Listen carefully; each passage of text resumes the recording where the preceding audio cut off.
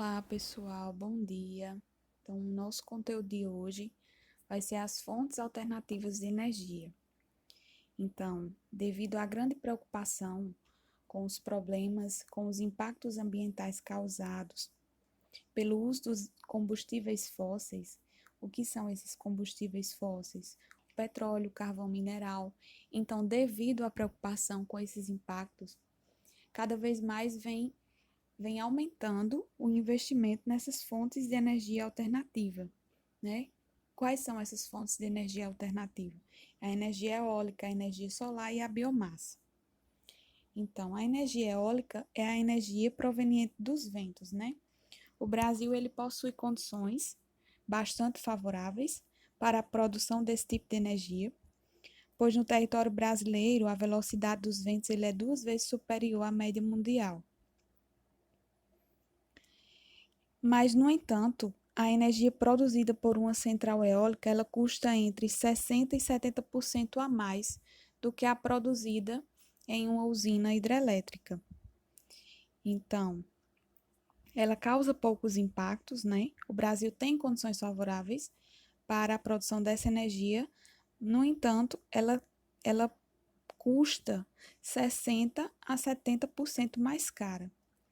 Então, isso faz com que o número de utilização, a utilização dessa energia eólica, ela não seja tão grande devido a isso, devido ao alto custo.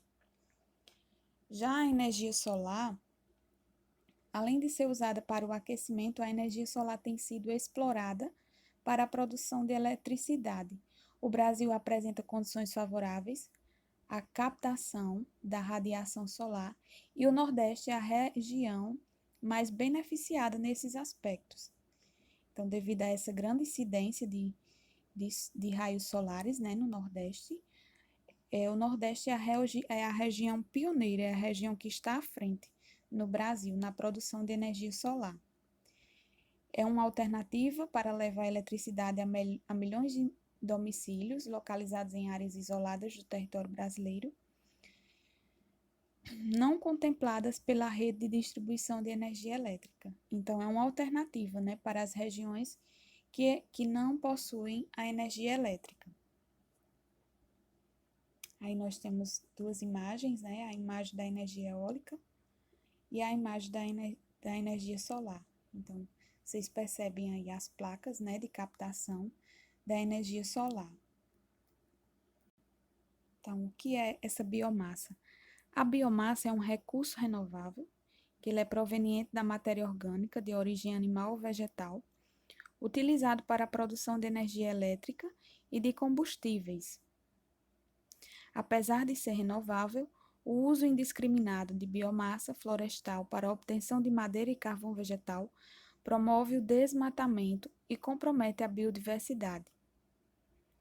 Um exemplo dessa biomassa, né, é a cultura da cana-de-açúcar, é muito importante para o aproveitamento da biomassa como combustível. A partir de 1975, com a implantação do Programa Nacional do Álcool, PROÁLCOOL, a cana passou a ser também destinada à produção de etanol, álcool e combustível. A iniciativa do governo brasileiro de produzir uma alternativa à gasolina foi, em grande parte, influenciada por crises mundiais do petróleo ocorridas na década de 1970. Espécies vegetais como o milho, a beterraba, a açucareira e o trigo também podem servir de matéria-prima para a produção de biocombustíveis. O chamado biodiesel, alternativa ao óleo diesel, derivado do petróleo, é produzido a partir de plantas como mamona, dendê, o milho, a soja e o girassol, entre outros. Então, essa biomassa é a energia que é proveniente da matéria orgânica, né? A matéria orgânica animal ou vegetal. E a energia elétrica, né? Proveniente da hidroelétrica. A produção de energia hidrelétrica ela está condicionada à quantidade disponível de água em um rio, em determinado período, elemento relacionado às características climáticas regionais e aos desníveis de relevo. Os planaltos são as áreas mais favoráveis à construção de hidroeletricidade do que as planícies. Esses fatores determinam o potencial hidroelétrico do rio, indicando a viabilidade da construção de uma usina hidrelétrica. Então, as áreas de Planalto, né, elas são as áreas mais favoráveis à construção dessas hidroelétricas. O Brasil apresenta extensas áreas planálticas, fato que favorece a construção de hidroelétricas.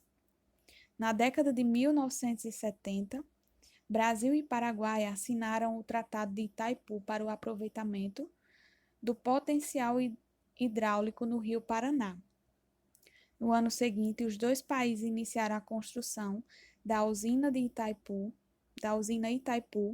binacional, que foi inaugurada em 1982. Então, essa imagem é uma imagem da usina Itaipu. A energia produzida em Itaipu apresenta cerca de 17% do consumo brasileiro e 75% do consumo paraguaio. Então, os combustíveis fósseis. Vamos entender um pouco sobre o gás natural. O gás natural ele é composto pela mistura de diversos tipos de hidrocarbonetos, que quando eles são submetidos à pressão da atmosfera e à temperatura do ambiente, são mantidos em estado gasoso. Essa substância pode ser uma excelente fonte de energia para residências, fábricas, indústrias, comércios e até como gás natural veicular.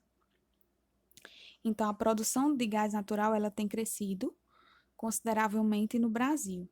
Além de ser menos agressivo ao meio ambiente quando comparado ao petróleo, o gás natural ele é bastante versátil. Ele pode ser utilizado nas residências, na indústria, nos transportes e na produção de energia elétrica, por exemplo. Já o carvão mineral é a fonte de energia mais empregada na geração de eletricidade no mundo e um dos principais poluentes da atmosfera.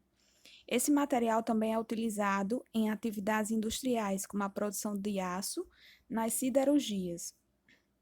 O Brasil possui poucas reservas de carvão mineral, e essas são de baixa qualidade.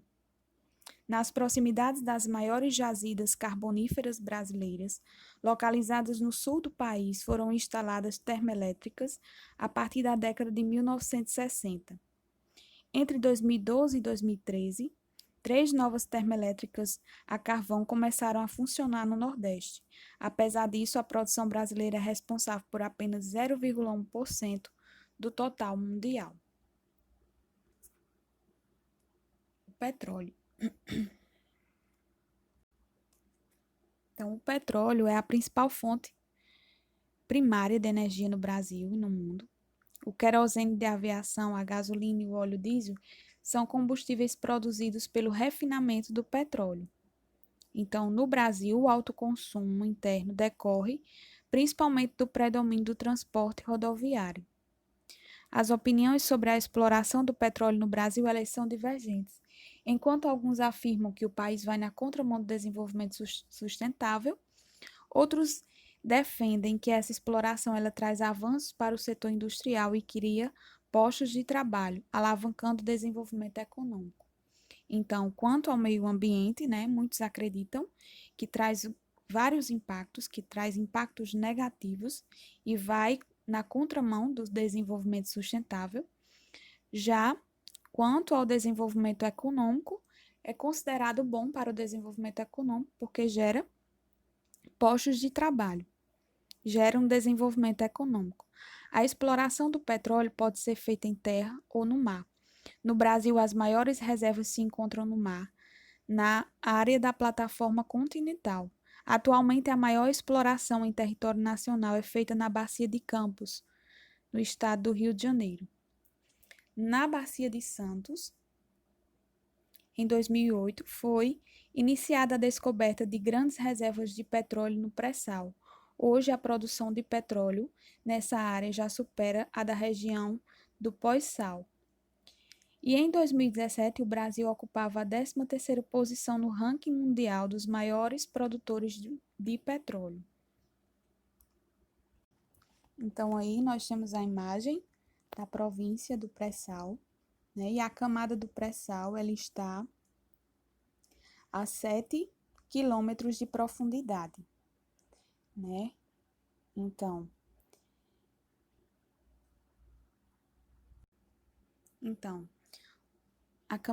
o pré-sal é a camada que está situada abaixo da camada de sal, entre 3.000 e 4.000 metros no fundo do mar, que se estende de Santa Catarina até o Espírito Santo.